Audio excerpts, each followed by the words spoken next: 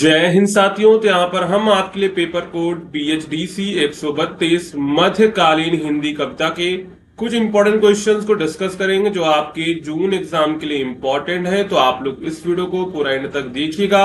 अगर आपको क्लास पसंद आती है तो वीडियो को लाइक एंड जो है चैनल को सब्सक्राइब करना मत भूलिएगा, जिससे आने वाली क्लास की नोटिफिकेशन आपको मिलती रहेगी। और अगर आप लोग इस सब्जेक्ट के गेस्ट पेपर को परचेज करना चाहते हैं, जिसमें हमने सभी VVI important questions plus book से जो भी आपके क्वेश्चंस बन सकते थे वो सभी क्वेश्चंस हमने गेस्ट पेपर में कवर कर दिए हैं। अगर आप उसको डाउनलोड करना चाहते हैं तो उसे आप हमारी वेबसाइट से डाउनलोड कर सकते हैं। अगर आप वेबसाइट से नहीं परचेस कर पा रहे हैं तो डिस्क्रिप्शन में आपको एक नंबर दिया गया है, उस नंबर पे आप लोग व्हाट्सएप मैसेज करके परचेज कर सकते हैं। अगर आपको वेबसाइट से करना है तो सिंपली आपको गूगल पे जाना है और सर्च करना है shop.hindustanknowledge.com। इस वेबसाइट की लिंक भी आपको डिस्क्रिप्शन में मिल जाएगी, तो वहां से आप लोग क्लिक करके आ जाइएगा। अब सिंपली आपको क्या करना है, सर्च कोड पे जाना है और यहाँ पर टाइप करना है BHDC 132। जैसे आप इसको टाइप करेंगे तो मध्यकालीन हिंदी कविता सॉल्व गेस्ट पेपर जून 2025 आ जाएगा। सिंपली इस पर क्लिक करेंगे और क्लिक करके इसके बाय नाउ पर क्लिक करके इसको परचेज कर देंगे। अगर आपको कोई प्रॉब्लम होती है तो आप इस नंबर पे व्हाट्सएप या फिर व्हाट्सएप आइकन पर क्लिक करके हमारी टीम को व्हाट्सएप कर सकते हैं, आपकी प्रॉब्लम सॉल्व हो जाएगी। अब चलते हैं वापस अपने प्रश्नों की तरफ। तो यहाँ पर हमारा पहला प्रश्न है, भक्ति काव्य के विकास का परिचय दीजिए। ये सभी जो भी क्वेश्चंस है हमने आपके PYQ से लिए हुए हैं, तो सभी क्वेश्चंस इंपॉर्टेंट हैं, तो आप लोग जो है इस क्लास को पूरा एंड तक देखिएगा। तो भक्ति काव्य के विकास पर यहाँ पर हमको परिचय देना, यानी कि उसके बारे में बात करेंगे। भक्ति काल का विकास कैसे हुआ, भक्ति काव्य का विकास कैसे हुआ। तो भक्ति काव्य हिंदी साहित्य का एक अत्यंत महत्वपूर्ण और समृद्ध युग है। यह मुख्यतः लगभग मध्यकालीन, लगभग जो है 14वीं से 17वीं शताब्दी में विकसित हुआ, जब भारतीय समाज में धार्मिक, सामाजिक और राजनीतिक परिवर्तन हो रहे थे। इस काल में काव्य का उद्देश्य केवल मनोरंजन नहीं था, बल्कि आत्मा की शुद्धि, ईश्वर की प्राप्ति और सामाजिक एकता का संदेश देना भी था। भक्ति काव्य का मुख्य आधार था भक्ति, अर्थात ईश्वर के प्रति प्रेम, समर्पण और आस्था। तो जो भक्ति काव्य किस युग तक माना जाता है, जो है भक्ति काव्य है वो लगभग मध्यकालीन यानी कि 14वीं से 17वीं शताब्दी तक माना जाता है। उस समय जो है भारत में, भारतीय समाज में धार्मिक, सामाजिक और राजनीतिक परिवर्तन हो रहे थे। ये जो काव्य था ये सिर्फ मनोरंजन का माध्यम नहीं था, बल्कि आत्मा की शुद्धि, ईश्वर की प्राप्ति और सामाजिक एकता का संदेश भी देता था।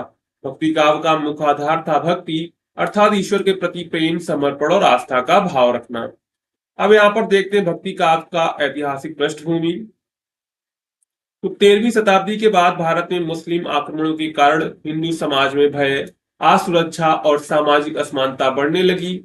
जात पात, छुआछूत, कर्म कांडों ने आम जनता को धार्मिक रूप से कमजोर बना दिया। ऐसे समय में भक्त कवियों ने भक्ति को एक सहज, सरल और सुलभ मार्ग के रूप में प्रस्तुत किया। उन्होंने कहा कि ईश्वर तक पहुंचने के लिए मंदिर, मूर्ति, यज्ञ या पुरोहित की जरूरत नहीं है, केवल सच्चे मन से भक्ति कीजिए, वही पर्याप्त है।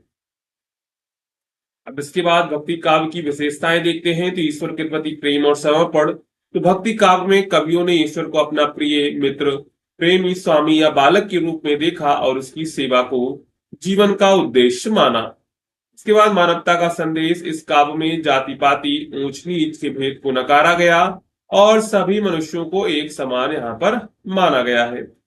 सरल भाषा। भक्ति कवियों ने आम लोगों को ध्यान में रखकर अपनी रचनाएं स्थानीय भाषा और बोलियों में लिखी, जैसे तुलसीदास ने अवधी में, सूरदास ने ब्रज भाषा में, कबीर ने सादुपुरी में रचना की। यानी कि जो भक्ति काव्य में काव्य था उसमें सरल भाषा का प्रयोग किया गया था, क्योंकि वो जो काव्य है वो आम लोगों तक आसानी से पहुंच सके।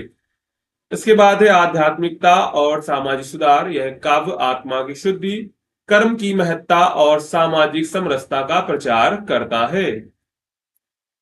इसके बाद जो है भक्ति काव्य दो प्रमुख प्रभावों में बढ़ गया, निर्गुण भक्ति काव्य धारा और सगुण भक्ति काव्य धारा। तो सबसे पहले हम लोग देखते हैं निर्गुण भक्ति काव्य धारा। तो इस धारा के अनुसार ईश्वर निराकार है, निर्विकार है, सर्वव्यापी है। इस धारा के कवियों ने मूर्ति पूजा और बाहरी कर्म कांडों का विरोध किया। उन्होंने प्रेम, ज्ञान और सच्चे भाव से ईश्वर की प्राप्ति को ही भक्ति का मार्ग माना था। इसमें सबसे प्रमुख कवि थे कबीरदास। इन्होंने हिंदू मुस्लिम दोनों धर्मों की कट्टरता से आलोचना की। उनके दोहे आज भी प्रसिद्ध है। पोथी पढ़ी पढ़ी जग मुआ, पंडित भयानक कोय। इसके बाद दादू, रैदास, मलूकदास, इन्होंने भी कबीर की परंपरा को ही आगे बढ़ाया था। तो इसमें क्या था, निर्गुण भक्ति काव्यधारा में क्या था, इसमें ईश्वर को निराकार माना जाता था, निर्विकार और सर्वव्यापी माना जाता था। उसमें जो है मूर्ति पूजा और बाहरी कर्म कांडों का विरोध किया जाता है। इसके बाद थी सगुण भक्ति धारा। तो इस धारा में ईश्वर को साकार रूप में स्वीकार किया गया। यह धारा दो शाखाओं में विभाजित थी, राम भक्ति काव्य धारा और कृष्ण भक्ति काव्य धारा। तो इसमें राम को ईश्वर अवतार माना गया है, जिसके प्रमुख कवि थे वो तुलसीदास थे, जिनकी रामचरितमानस एक अमर काव्य रचना है। इसके बाद थी कृष्ण भक्ति शाखा। तो इसमें भगवान कृष्ण की बाल लीलाओं और रास लीलाओं का वर्णन मिलता है। प्रमुख कवि सूरदास, मीरा, नंददास, हरिवंश आदि हैं। तो सूरदास ने वात्सल्य भाव में कृष्ण की बाल लीलाओं का सुंदर चित्रण किया। मीरा ने कृष्ण को अपना प्रेमी और पति माना। उनका संपूर्ण जीवन भक्ति में समर्पित रहा।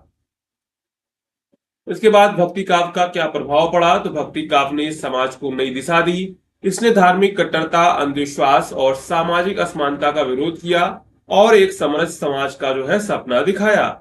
इसने साहित्य को लोक भाषाओं से जोड़ा और आम लोगों को धर्म और साहित्य के करीब लाया। इसके बाद हम लोग निष्कर्ष लेकर अपना उत्तर समाप्त करेंगे। तो भक्ति काव्य केवल एक साहित्यिक आंदोलन नहीं था, बल्कि यह सामाजिक और आध्यात्मिक क्रांति भी थी। इसने व्यक्ति को ईश्वर से जोड़ने को का सरल मार्ग दिखाया और भारतीय समाज में नैतिकता, करुणा, प्रेम और समता का संदेश फैलाया। भक्त कवियों का योगदान आज भी हमें मानवता, प्रेम और शांति का मार्ग दिखाता है। तो भक्ति काव्य क्या था, भक्ति काव्य ने हमको क्या किया, ईश्वर से जुड़ने के लिए जो है साधारण मार्ग दिखाया और समाज में नैतिकता, करुणा और प्रेम और समता का संदेश भी इस काव्य ने फैलाया। तो यहाँ पर हमने देख लिया काव्य का पूरा इतिहास की काव्य का जो है विकास कैसे हुआ। तो ये हमारा पहला प्रश्न था। अगर ऐसा प्रश्न आता है तो आपको ऐसे ही अपना उत्तर लिखना है, ठीक है। तो यहाँ पर हमने पहला प्रश्न अच्छे से कवर कर लिया है। अगर आपको पहला प्रश्न समझ में आया है तो वीडियो को लाइक कर दीजिए और चैनल को सब्सक्राइब कर दीजिए। साथ में टेलीग्राम को आप लोग ज्वाइन कर लीजिए। उसकी जो पीडीएफ है ना, इस क्लास की पीडीएफ हम वहां पर शेयर कर देंगे। तो वहां से आप लोग जो है उस क्लास की पीडीएफ को वहां से डाउनलोड कर लीजिएगा। तो आप लोग टेलीग्राम को जरूर ज्वाइन कर लीजिए। उसकी लिंक है जो आपको डिस्क्रिप्शन में मिल जाएगी, तो वहां से आप लोग जरूर ज्वाइन कर लीजिएगा। इसके बाद है सूरदास की काव्य भाषा का विश्लेषण कीजिए। यानी सूरदास की काव्य भाषा कैसी थी उसके बारे में यहाँ पर चर्चा करेंगे। तो सूरदास हिंदी साहित्य के भक्ति काल के प्रमुख कवि हैं। वे अष्टछाप के प्रमुख कवि माने जाते हैं। सूरदास ने अपनी काव्य रचनाओं में श्री कृष्ण की बाल लीलाओं, रास लीलाओं और वात्सल्य भाव का अत्यंत सुंदर चित्रण किया है। उनकी भाषा ने इन लीलाओं को जीवंत और हृदय स्पर्शी बना दिया है। सूरदास की काव्य भाषा मुख्यतः ब्रज भाषा है, जो उस समय उत्तर भारत में जो है साहित्यिक और सांस्कृतिक अभिव्यक्ति की एक समृद्ध भाषा थी। यानी कि जो सूरदास थे वो भक्तिकाल के प्रमुख कवि थे और वो अष्टछाप के प्रमुख कवि माने जाते हैं। उनकी काव्य रचनाएं किस पर थी, कृष्ण की बाल लीलाओं, रास लीला और वात्सल्य भाव के जो है वो सबसे, वात्सल्य जो रस के वो सबसे सम्राट कवि थे। सम्राट कवि कौन थे, वात्सल्य रस के सम्राट कवि के रूप में जाना जाता है सूरदास को। किसको जाना जाता है, सूरदास। उनकी ज्यादातर रचनाएं जो है वो वात्सल्य रस में लिखी गई। किसमें लिखी गई है, वात्सल्य रस में लिखी गई, इसलिए उन्हें वात्सल्य रस का सम्राट कहा जाता है। तो उनकी भाषा में काव्य भाषा में ब्रज भाषा का प्रयोग हुआ है। सूरदास की भाषा ब्रज भाषा है, जो मथुरा, वृंदावन, गोकुल आदि क्षेत्रों की जनभाषा थी। सूरदास ने ब्रज भाषा को केवल बोलचाल की भाषा नहीं रहने दिया, बल्कि उसे काव्य की गंभीर और प्रभावशाली भाषा बना दिया। उन्होंने ब्रज भाषा में इतनी मिठास, भाव, गंभीरता और साहित्यिकता भर दी कि यह भक्ति काव्य की प्रमुख भाषा बन गई। इसके बाद उनकी भाषा जो थी वो कैसी थी, सरल और सहज थी। तो सूरदास की भाषा बहुत सरल और सहज है। उन्होंने कठिन या क्लिष्ट शब्दों का प्रयोग नहीं किया है। उनकी रचनाएं ऐसी हैं जिन्हें आम जनता भी आसानी से समझ सकती है। यही कारण है कि उनके पद लोक गीतों की तरह जन जन में लोकप्रिय हैं। जैसे मैया मोरी मैं नई माखन खायो, इस पद में बाल कृष्ण की मासूमियत और भावनाएं बहुत सरल भाषा में प्रकट हो रही। देखिए यहाँ पर सभी समझ सकते कि मैया मोरी, मेरी मैया मैं नहीं माखन खाया, मतलब मेरी मैया मैंने माखन नहीं खाया। ये देखिए सभी समझ सकते हैं, आम जनता भी समझ सकती है कि इसमें क्या लिखा हुआ है। इसके बाद उनकी भाषा में चित्रात्मकता देखने को मिलती है। सूरदास की भाषा में चित्रात्मकता का विशेष गुण है। उनके पदों को पढ़ते ही पाठक के सामने दृश्य सजीव हो जाता है। कृष्ण की लीलाओं का इतना सुंदर और सजीव वर्णन बहुत कम कवियों ने किया है। उदाहरण के रूप में यशोदा द्वारा कृष्ण को बांधने के प्रसंग में रस, भाव और चित्रात्मकता एक साथ देखने को मिलती है। यानी कि उनकी जो रचना है, काव्य रचना है जो, तो वो क्या है, वो जो है बिल्कुल चित्रात्मक है। क्या है? चित्रात्मक है। यानी कि जब कोई भी पाठक उसको पढ़ता है तो उसके दिमाग में क्या होता है, वो छवि बनने लगती है, उस जगह की छवि बनने लगती है। मतलब कि वो लगता है वहीं पर विद्यमान है। क्या है? वो साक्षात उस चीज को देख रहा है। तो उनके काम में चित्रात्मकता भी देखने को मिलती है। इसके बाद भाव प्रधानता। इनकी भाषा अत्यंत भावपूर्ण है। वात्सल्य, सखा भाव, श्रृंगार, करुणा जैसे विभिन्न भावों को उन्होंने बड़ी सुंदरता से अभिव्यक्त किया है। उनकी भाषा पाठक के हृदय को छू जाती है। विशेषकर कृष्ण और गोपियों के संवादों में भावों की तीव्रता दिखाई देती है। इसके बाद है लालित और मधुरता। उनकी काव्य में लालित और मधुरता देखने को मिलती है। सूरदास की भाषा में स्वाभाविक सौंदर्य और लालित्य है। उनकी रचनाएं संगीत की तरह मधुर और कर्णप्रिय लगती है। वे तुकबंदी में माहिर थे। उनके पदों में लयात्मकता होती थी। इसके बाद लोक साहित्य का प्रभाव। सूरदास की भाषा में लोक साहित्य की सी सरलता और आत्मीयता है। उन्होंने लोक जीवन के प्रसंगों को बड़ी सहजता से अपनाया है। लोक बोलियों, कहावतों और ग्राम्य जीवन के शब्दों का सुंदर समावेश उनकी भाषा में देखने को मिलता है। इसके बाद एक काव्य परंपरा का अनुकरण। सूरदास की भाषा में संस्कृत और हिंदी काव्य परंपरा का भी प्रभाव दिखता है। उन्होंने पूर्ववर्ती कवियों की शैलियों को अपनाते हुए अपनी एक विशेष शैली विकसित की। उन्होंने रस, अलंकार, छंद आदि काव्य तत्वों का जो है सुंदर प्रयोग किया है। इसके बाद है संगीतात्मकता और रागबद्धता। सूरदास के पदों में संगीतात्मकता होती है।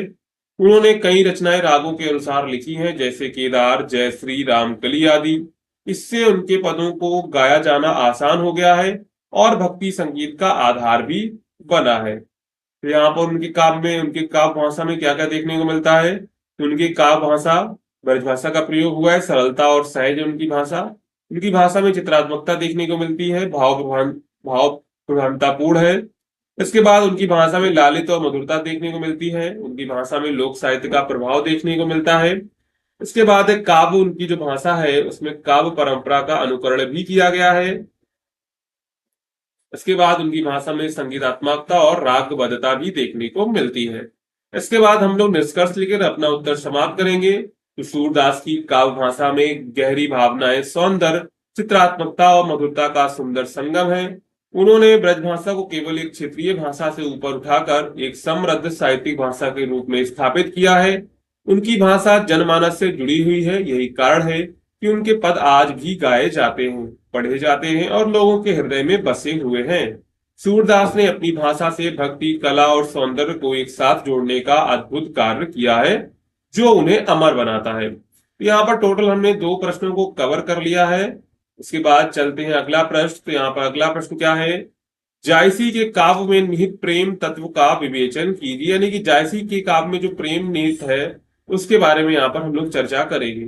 तो मलिक मोहम्मद जायसी इनका पूरा नाम है। हिंदी साहित्य के एक महत्वपूर्ण कवि माने जाते हैं, जिन्होंने प्रेम को अपने काव्य का केंद्रीय तत्व बनाया। उनकी प्रसिद्ध रचना पद्मावत में प्रेम का गहरा, बहुआयामी और जो है आध्यात्मिक चित्रण मिलता है। जायसी के लिए प्रेम केवल मानवीय भावना नहीं, बल्कि एक ऐसी शक्ति है जो मनुष्य को ईश्वर से जोड़ती है, उसे आत्मा की गहराइयों तक ले जाती है। उन्होंने प्रेम को लौकिक यानी कि सांसारिक और अलौकिक ईश्वरीय दोनों रूप में प्रस्तुत किया है। तो यहाँ पर वो क्या कह रहे हैं, प्रेम केवल मानवीय भावना नहीं है, बल्कि एक ऐसी शक्ति है जो मनुष्य को ईश्वर से जोड़ती है, उसे आत्मा की गहराइयों तक लेकर जाती है। तो उन्होंने क्या किया, प्रेम को लौकिक, सांसारिक और अलौकिक यानी कि ईश्वरीय दोनों रूप में जो है प्रेम को प्रस्तुत किया है। तो सबसे पहले देखते हैं लौकिक प्रेम का चित्रण। जायसी के काव्य में लौकिक प्रेम की सबसे सुंदर मिसाल पद्मावत के पात्र रत्नसेन और पद्मावती के प्रेम में दिखाई देती है। यह प्रेम केवल रूप या आकर्षण पर आधारित नहीं है, बल्कि आदर्श, त्याग, समर्पण और तपस्या से भरा हुआ है। रत्नसेन पद्मावती के सौंदर्य की कहानी सुनकर उसे पाने के लिए अनेक कठिनाइयों का सामना करता है। यह प्रेम केवल शरीर तक सीमित नहीं है, बल्कि आत्मा से आत्मा का जुड़ाव है। जायसी ने प्रेम में आने वाली कठिनाइयों, बाधाओं, विरह और मिलने की अनुभूतियों को बहुत ही संवेदनशीलता और कोमलता के साथ जो है चित्रित किया हुआ है। इसके बाद देखते हैं उनका अलौकिक प्रेम का रूप। तो जायसी के अनुसार लौकिक प्रेम के माध्यम से मनुष्य अलौकिक प्रेम की ओर बढ़ता है, यानी कि जब तक आप लौकिक प्रेम नहीं करेंगे तब तक आप लोग अलौकिक प्रेम पर नहीं पहुंच सकते हैं। तो जब प्रेमी प्रेम में पूरी तरह डूब जाता है तो वह सांसारिक बंधनों से मुक्त होकर ईश्वर की ओर आकर्षित होता है। जायसी के लिए यह प्रेम कोई साधारण भावना नहीं बल्कि एक आध्यात्मिक साधना है। जैसे राधा कृष्ण या मीरा का प्रेम ईश्वर से जुड़ने का माध्यम है, वैसे ही रत्न सेन का पद्मावती के प्रति प्रेम भी आत्मा से परमात्मा के मिलने का प्रतीक बन जाता है। उसके बाद प्रेम का मार्ग कठिन है। जायसी ने प्रेम को एक कठिन यात्रा बताया है। प्रेम करने वाला व्यक्ति कई बाधाओं और पीड़ाओं से गुजरता है। पद्मावत में रत्नसेन को पद्मावती को पाने के लिए अनेक कठिन रास्तों से होकर गुजरना पड़ता है। उसे अपने राज्य, जीवन और आत्मसम्मान तक को दांव पर लगाना पड़ता है। यह दर्शाता है कि प्रेम में त्याग, बलिदान और धैर्य आवश्यक है। यह मार्ग आसान नहीं, लेकिन वही सच्चा प्रेमी है जो अंत तक डटा रहता है। इसके बाद उन्होंने अपने काव्य में जो है प्रेम की पीर का वर्णन भी किया है। जायसी को प्रेम की पीर का कवि भी कहा जाता है। उन्होंने प्रेम में छिपी पीड़ा, विरह की तड़प और इंतजार की वेदना को बहुत मार्मिक ढंग से जो है प्रस्तुत किया हुआ है। जब प्रेमी अपने प्रिय से दूर होता है तो उसका मन व्याकुल हो जाता है। यह वेदना केवल शारीरिक नहीं बल्कि आत्मिक होती है। पद्मावत में पद्मावती और रत्नसेन के मिलन और विरह के प्रसंगों में यह पीड़ा जो है स्पष्ट झलकती है। इसके बाद प्रेम का प्रतीकात्मक प्रयोग। तो जायसी ने अपने काव्य में प्रतीकों के माध्यम से प्रेम को गहराई से दर्शाया है। पद्मावती में पद्मावती आत्मा का प्रतीक है। रत्नसेन उस आत्मा को पाने की चाह रखने वाला साधक है। सिंगलदीप, यात्रा, युद्ध आदि सब प्रतीक हैं जीवन के संघर्षों और आत्मा की साधना के। प्रेम केवल एक कथा नहीं बल्कि मानव जीवन के आध्यात्मिक अर्थों को दर्शाने का माध्यम बन जाता है। तो यहाँ पर क्या करते हैं वो लोग, प्रेम को जो है प्रतीक के माध्यम से दर्शाते हैं। यहाँ पर जो पद्मावती है वो आत्मा का प्रतीक है और जो रत्नसेन है वो आत्मा को पाने की चाह रखने वाला एक साधक है। और इसके बाद सिंगलदीप, यात्रा, युद्ध सब क्या है, ये सब प्रतीक है और जीवन के संघर्षों और आत्मा की साधना के। प्रेम का केवल एक कथा नहीं है बल्कि मानव जीवन के आध्यात्मिक अर्थों को दर्शाने वाला माध्यम बन जाता है। इसके बाद प्रेम का आध्यात्मिक महत्व। जायसी के अनुसार प्रेम वह रास्ता है जिससे मनुष्य आत्मज्ञान और ईश्वर की प्राप्ति कर सकता है। यह प्रेम हमें अपने भीतर झांकने और सच्चे सुख की तलाश करने की प्रेरणा देता है। जब प्रेम सच्चा और निस्वार्थ होता है तो वह व्यक्ति को ईश्वर के समीप ले जाता है। इसी कारण जायसी का प्रेम दर्शन हमें सूफी परंपरा की याद दिलाता है। ईश्वर से एकाकार होने की इच्छा प्रेम के माध्यम से ही व्यक्त होती है। यानी कि ईश्वर के साथ जो है एकाकार मतलब मिलने की जो इच्छा है ना, वो प्रेम के माध्यम से ही व्यक्त होती है। तो यहाँ पर जायसी के अनुसार क्या है, प्रेम वह रास्ता है जिसमें मनुष्य आत्मज्ञान और ईश्वर की प्राप्ति कर सकता है। यह प्रेम हमें अपने भीतर झांकने और सच्चे सुख की तलाश करने की प्रेरणा देता है। जब प्रेम सच्चा और निस्वार्थ होता है तो वह व्यक्ति को ईश्वर के समीप ले जाता है। इसी कारण जायसी का प्रेम दर्शन हमें सूफी परंपरा की याद दिलाता है। इसके बाद हम लोग निष्कर्ष लेकर अपना उत्तर समाप्त करेंगे। तो जायसी काव्य में प्रेम केवल एक भाव नहीं बल्कि एक दर्शन है। उन्होंने प्रेम को सांसारिक संबंधों से ऊपर उठाकर ईश्वर तक पहुंचाने वाला माध्यम माना है। उनके काव्य में प्रेम की लौकिकता और अलौकिकता, उसकी पीड़ा, संघर्ष, प्रतीकात्मकता और आध्यात्मिकता सब कुछ गहराई से झलकती है। जायसी का प्रेम तत्व हमें सिखाता है कि सच्चा प्रेम वह है जो मनुष्य को उसके आत्मस्वरूप और ईश्वर से जोड़ दे। इस प्रकार जायसी का प्रेम दर्शन भारतीय साहित्य और संस्कृति की एक अमूल्य धरोहर है। कबीर का जीवन परिचय देते हुए उनकी रचनाओं पर प्रकाश डालिए। यानी सबसे पहले हम लोग कबीर का जीवन परिचय देखेंगे और इसके बाद उनकी रचनाओं पर प्रकाश डालेंगे। तो संत कबीरदास मध्यकालीन भारत के सबसे प्रसिद्ध और लोकप्रिय संत कवि थे। वे ऐसे समाज सुधारक और विचारक थे जिन्होंने अपने विचारों और रचनाओं के माध्यम से समाज को सही दिशा देने का कार्य किया। कबीर का जीवन सादगी, सच्चाई और आध्यात्मिकता से भरपूर था। अब हम बात करेंगे उनका जन्म और प्रारंभिक जीवन कैसा रहा। तो कबीर दास जी का जन्म संवत 455 लगभग 1398 ईस्वी में हुआ था। उनके जन्म को लेकर अनेक जनश्रुत प्रचलित हैं। कहा जाता है कि वे एक विधवा ब्राह्मणी के पुत्र थे, लेकिन समाज के डर से उसने उन्हें त्याग दिया। कबीर को नीमा और नीरू नामक जुल्हा दंपत ने लहर तारा तालाब के पास पाया और इसे पाला पोसा। यही कारण है कि कबीर को जुल्हा जाति का माना जाता है।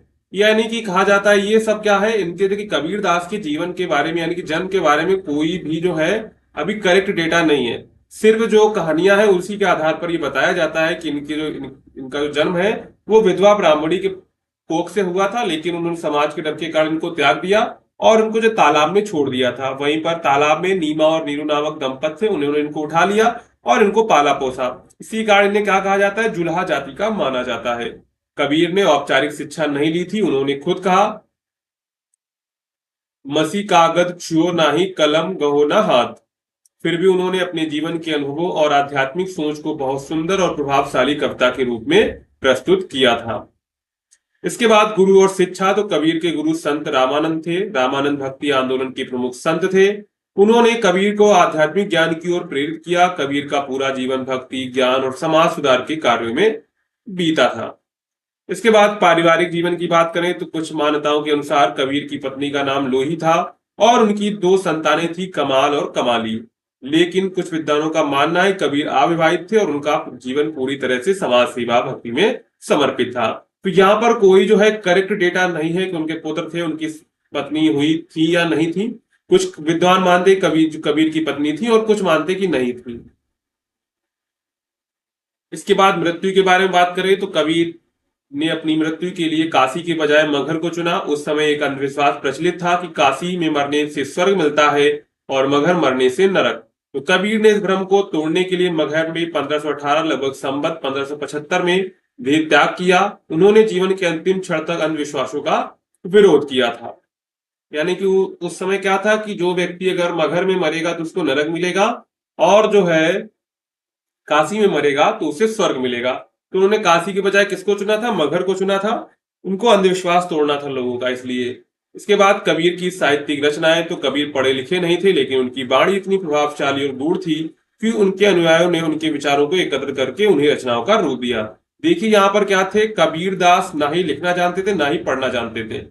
वो सिर्फ बोलते थे। उनके जो अनुयायी यानी कि शिष्य थे उन्होंने ही जो है ये जो साखी शबद रमैनी जो भी काव्य रचनाएं हैं वो सब उन्होंने संकलित की थी।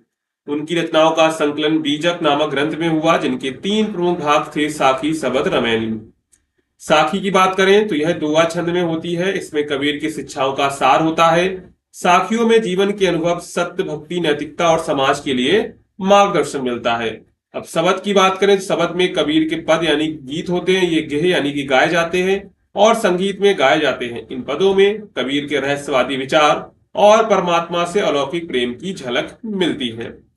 इसके बाद बात करें रमैनी, तो रमैनी चौपाइयों के रूप में होती है। इसमें कबीर के दर्शन और आध्यात्मिक ज्ञान का सुंदर चित्रण है। इस गूढ़ विषयों को सरल भाषा में प्रस्तुत करती है। अगर हम लोग बात करें इनकी भाषा और शैली की, तो कबीर की भाषा सरल, स्पष्ट और आम लोगों के समझने योग्य थी। उन्होंने अपनी रचनाओं में सादुकड़ी भाषा का प्रयोग किया, जो हिंदी, अवधी, ब्रज और उर्दू के शब्दों का मेल है। वे यह मानते थे कि ज्ञान को जनता तक पहुंचाने के लिए भाषा सहज होनी चाहिए। इसके बाद बात करें तो हिंदी साहित्य में उनका क्या स्थान था, तो कबीर दास जी का हिंदी साहित्य में एक आमिर स्थान है। उन्होंने समाज में फैले पाखंड, अंधविश्वास, जात पात, धार्मिक भेदभाव आदि का जमकर विरोध किया। उन्होंने सच्चे भक्ति मार्ग को अपनाने और ईश्वर से प्रेम करने की शिक्षा दी। वे ऐसे संत थे जो धर्म, जाति और वर्ण से ऊपर उठकर सोचते थे। उनकी वाणी आज भी उतनी ही सार्थक और प्रेरणादायक है जितनी उस समय थी। कबीर दास ने न केवल एक महान कवि थे बल्कि एक युग प्रवर्तक और समाज सुधारक भी थे। उनके दोहे आज भी लोगों को जीवन जीने की राह दिखाते हैं। यहाँ पर हमने जो है पहला प्रश्न कवर किया। पहला प्रश्न क्या था कि कबीर दास का जीवन परिचय दीजिए और उनकी रचनाओं पर प्रकाश डालिए। तो अगर आता है तो आपको ऐसे ही अपना उत्तर लिखना है। तो यहाँ पर पहला उत्तर हमने कवर कर लिया है। इसके बाद हमने निष्कर्ष लिख देंगे। तो कबीर दास जी का जीवन और काव्य हमारे समाज के लिए मार्गदर्शन है। उन्होंने अपने जीवन में जो भी अनुभव किया उसे ईमानदारी से शब्दों में पिरोया। कबीर की शिक्षा, काव्य और विचार आज भी हमारे लिए अत्यंत उपयोगी और प्रेरणादायक है। तो यहाँ पर हमने पहला प्रश्न कवर कर लिया है। अगर आपको पहला प्रश्न अच्छे समझ में आया है तो वीडियो को लाइक कर दीजिए और चैनल को सब्सक्राइब भी कर दिया। आप लोग वीडियो तो देखते हैं पर वीडियो को लाइक एंड चैनल को सब्सक्राइब नहीं करते हैं तो उसको भी कर दीजिए। साथ में आप लोग जो है टेलीग्राम को ज्वाइन कर लीजिएगा। इस क्लास की जो पीडीएफ है वो हम वहीं पर शेयर कर देंगे। टेलीग्राम की लिंक आपको डिस्क्रिप्शन में मिल जाएगी, तो उसे आप लोग जो है जरूर से ज्वाइन कर लीजिएगा। अब चलते हैं, यहाँ पर कुछ टिप्पणियां आपके एग्जाम में आती हैं। जैसे कृष्ण भक्ति शाखा पर टिप्पणी आएगी, तो कृष्ण भक्ति शाखा भारतीय भक्ति आंदोलन की एक प्रमुख धारा थी जो मुख्य रूप से भगवान श्री कृष्ण की आराधना पर आधारित थी। इस शाखा में भक्तों ने कृष्ण को न केवल एक देवता के रूप में बल्कि एक प्रेम पूर्ण और प्रियतम स्वरूप में पूजा। कृष्ण भक्ति का मुख्य संदेश था प्रेम और भक्ति के माध्यम से ईश्वर के साथ जो है गहरा संबंध बनाना। तो यहाँ पर कृष्ण भक्ति का मुख्य संदेश क्या था? प्रेम और भक्ति के माध्यम से जो है ईश्वर के साथ गहरा संबंध बनाना। कृष्ण भक्ति का आरंभ भक्ति आंदोलन के दौरान हुआ, जब समाज में धार्मिक और सामाजिक बंधनों से ऊपर उठकर सच्चे प्रेम और भक्ति की बात की जाने लगी। इस शाखा के कवि और संत जैसे सूरदास ने कृष्ण के बाल लीला, रास लीला और अन्य जीवन के प्रसंगों को अपनी कविताओं में प्रस्तुत किया। उन्होंने कृष्ण को एक चंचल बालक, दयालु मित्र और नायक के रूप में दर्शाया, जिससे आम जन की भक्ति सहज और सरल हो गई। कृष्ण भक्ति का प्रभाव हिंदी साहित्य और संस्कृति पर बहुत गहरा रहा। इस शाखा ने न केवल धार्मिक भावनाओं को प्रोत्साहित किया बल्कि सामाजिक समरसता को भी संदेश दिया।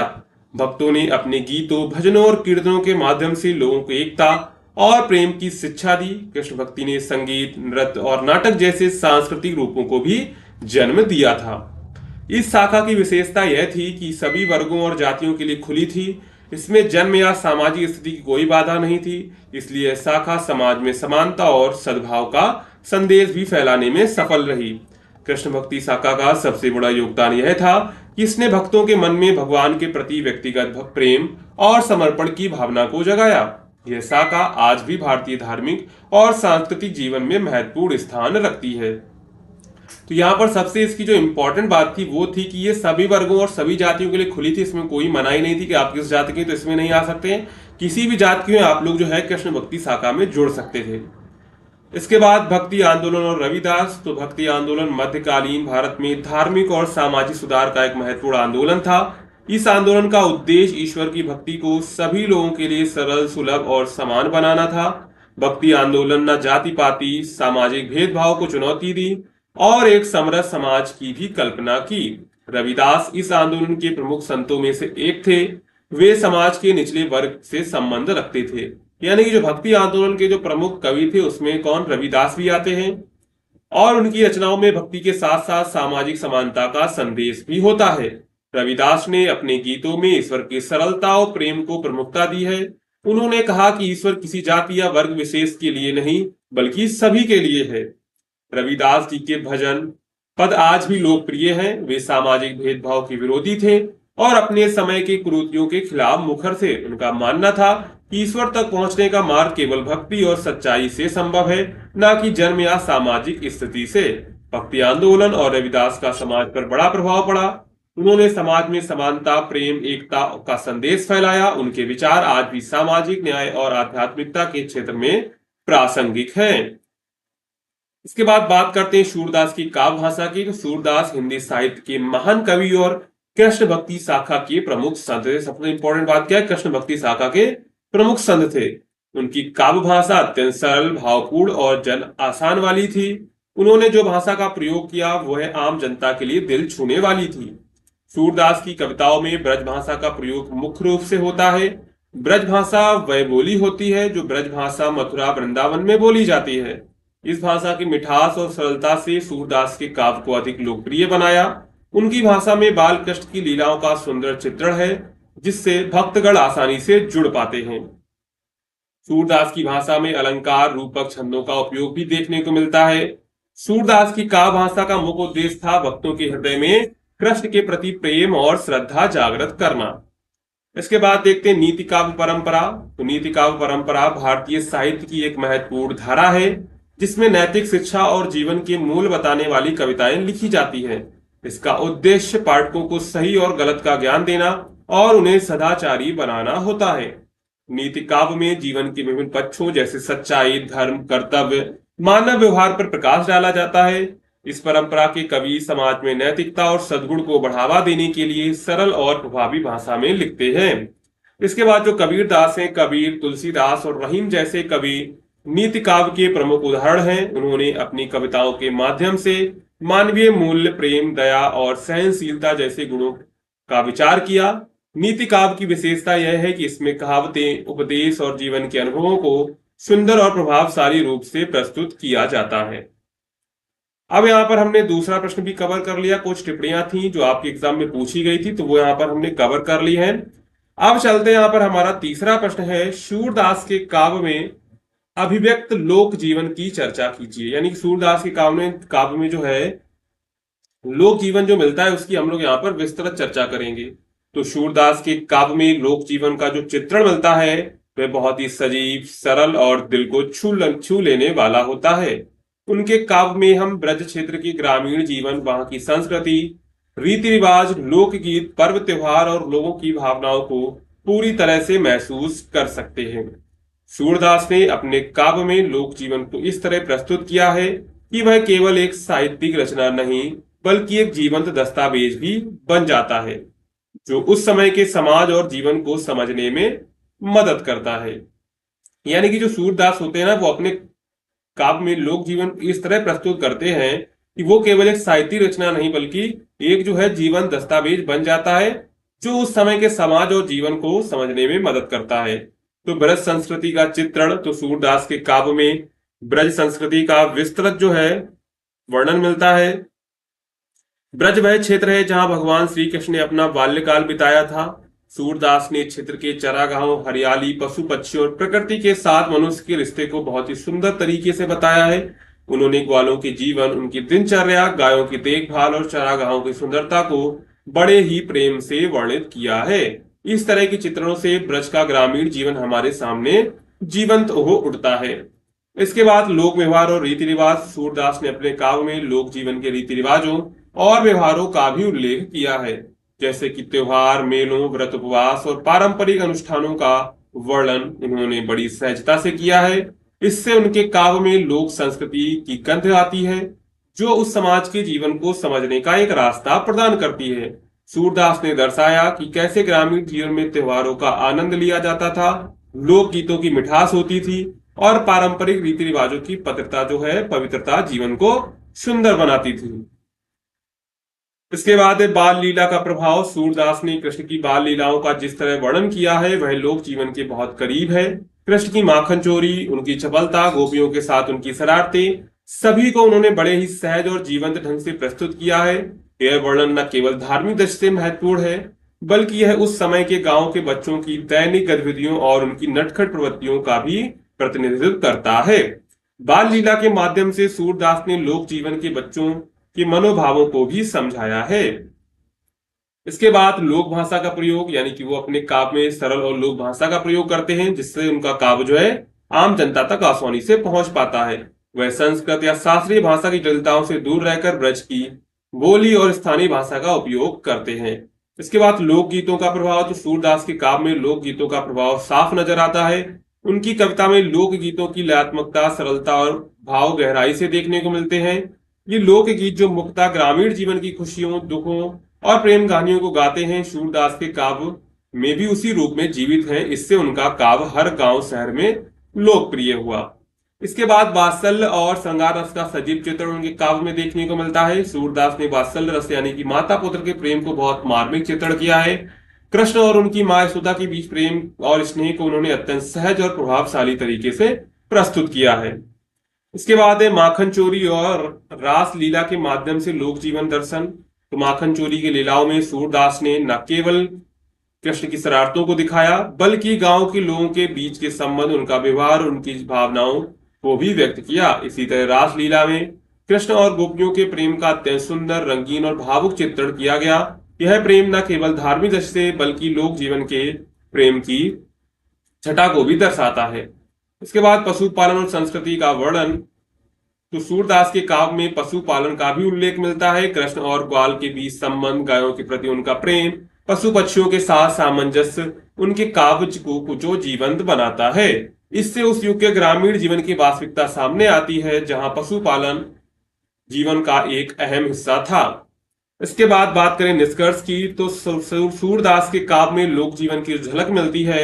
वह न केवल उस समय के समाज और संस्कृति का प्रतिनिधित्व करती है, बल्कि वह आज भी हमें अपनी संस्कृति की जड़ों से जोड़ती है। उनकी कविताओं में जो सरलता, भावुकता और लोक साहित्य का सार है, वही उन्हें हिंदी साहित्य के महान कवियों में से एक बनाता है। सूरदास का काव्य हमें यह बताता है कि लोक जीवन की साधारणता में भी कितनी गहराई, प्रेम और सौंदर्य छिपा होता है। उनके काव्य ने लोक संस्कृति को न केवल संजोया बल्कि उसे अमर भी बनाया था।